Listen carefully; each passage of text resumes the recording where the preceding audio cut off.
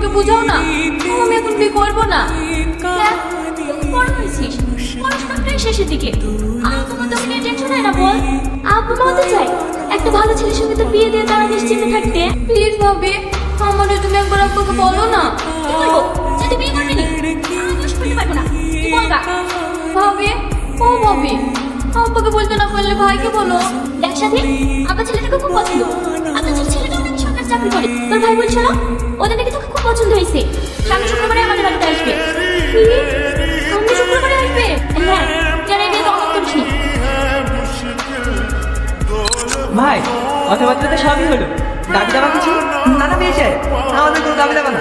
আপনার মেয়েকে যে আমার বাড়ির বউ করে নিয়ে যাবো, সেটাই আমার কাছে অনেক। ঘটক মশাই, আপনি একটা শুভ দিন থাকে। তাহলে সেদিন একটা ভালো দিন আছে। তাহলে ভাই, এই দিনটা ফাইনাল করা যাচ্ছে কি? হ্যাঁ হ্যাঁ, আমাদের